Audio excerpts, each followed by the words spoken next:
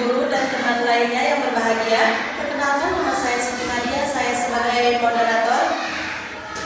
Dalam diskusi mitigasi dan adaptasi kebencanaan, adapun anggota kelompok saya, dia Sapitri dan Rizka Aula, dia sebagai materi, dan di sampingnya lagi ada saudari Eda Hayati, dia sebagai kesimpulan, dan yang terakhir ada saudari Rauda, dia sebagai penanya. Oke, untuk singkat waktu kita mulai. Kepada pembawa materi pertama, kepadanya kami persilahkan. Tanpa salam, saya sebagai pembawa materi pertama ingin menjelaskan mitigasi dan adaptasi kebencanaan. Tujuan presentasi kita menjelaskan konsep bencana, mitigasi dan adaptasi, menjelaskan konsep-konsep kebencanaan di lingkungan nyata, menganalisis dampak kebencanaan, ekonomi, sosial, dan budaya, merancang proyek mitigasi dan adaptasi di lingkungan sekitar. Pertama, pengertian jenis dan sasaran bencana. Pengertian bencana adalah suatu peristiwa atau rangkaian peristiwa yang mengganggu dan mengancam kehidupan masyarakat, alam atau non-alam sehingga mengakibatkan terjadinya sebuah kerugian bencana. Dinamika bencana terjadi di beberapa aspek, kerentanan, ancaman, dan kapasitas. Dan yang kedua, jenis-jenis bencana. Jenis-jenis bencana bisa kita kategorikan menjadi 3. Bencana alam, non-alam, dan sosial. Bencana alam adalah fenomena yang disebabkan oleh suatu aktivitas alam. Bencana alam meliputi gunung meletus, tanah longsor, banjir, kekeringan, puting beliung, gempa bumi, kebakaran hutan. Yang ketiga, dampak. Dampak kita bedakan menjadi 2, dampak negatif dan dampak positif. Jika kita sedang mengalami bencana alam, ada 2 dampak negatif dan dampak positif yang akan kita jelaskan sesingkat-singkatnya. Yang pertama, dampak negatif gunung meletus. Dampak negatif gunung meletus bisa menyebabkan penyakit ispa, infeksi pernapasan saluran akut. Dan yang dampak positifnya, terciptanya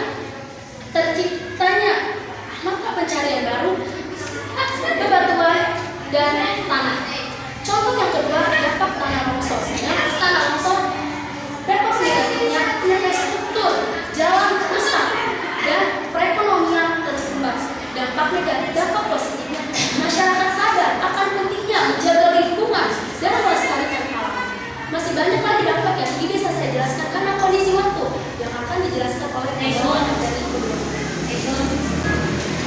Saya pembawa materi 2 ingin menjelaskan lebih lanjut apa yang sudah dijelaskan oleh pembawa materi 2. Yang kedua, pengertian dan langkah mitigasi bencana. Mitigasi bencana merupakan kegiatan seperti strategi, upaya, kebijakan, dan lainnya untuk mengurangi risiko bencana. Kegiatan mitigasi bencana mencakup berbagai bidang, khususnya ekonomi, pendidikan, sosial, dan politik. Mitigasi bencana dibedakan menjadi 2, yaitu mitigasi struktural dan mitigasi non-struktural. Mitigasi untuk jenis-jenis bencana, mitigasi tsunami, tanah longsor, banjir, dan sebagainya. Yang pertama, mitigasi bencana ringan sebagai berikut. Pembangunan waduk untuk mencegah terjadinya defisit air di musim kemarau. Yang kedua, mitigasi banjir sebagai berikut. Pembangunan waduk untuk mencegah terjadinya banjir. Yang ketiga, mitigasi tanah longsor sebagai berikut. Melakukan penghijauan atau reboisasi. Yang terakhir, adaptasi. Adaptasi adalah serangkaian upaya atau cara manusia untuk bertahan hidup dalam melakukan penyesuaian lingkungan. Adaptasi untuk jenis-jenis bencana ada 3, adaptasi alam, adaptasi bencana non alam, dan yang terakhir adaptasi bencana sosial. Yang pertama, adaptasi bencana alam contohnya tsunami, diantaranya melakukan pembangunan tembok pemecah gelombang atau breakwater.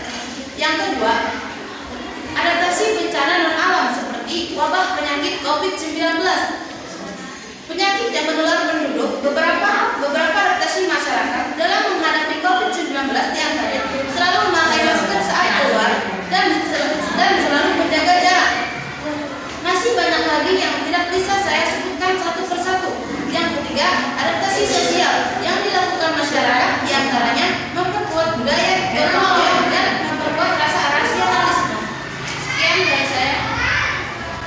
Terima kasih kepada pembawa materi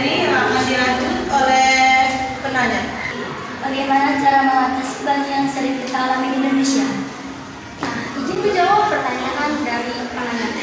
Cara mengatasi banjir di Indonesia yang sering terjadi, contohnya yang sering terjadi di Jakarta.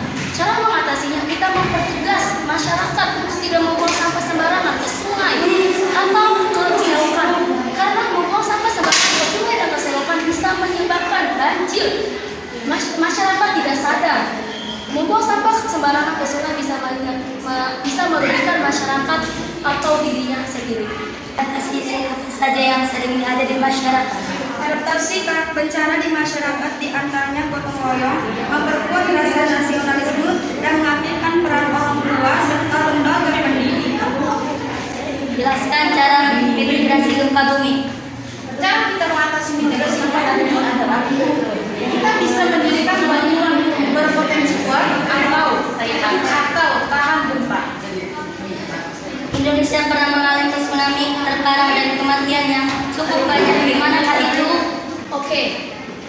Indonesia pernah mengalami tsunami di Palu tanggal 28 September 2018 dengan ketinggian 6 meter dan gempa bumi dengan ketinggian 7,4 skala yang mengakibatkan 2.000 masyarakat meninggal dunia. Apa tujuan kalian membuat materi ini? Tujuannya adalah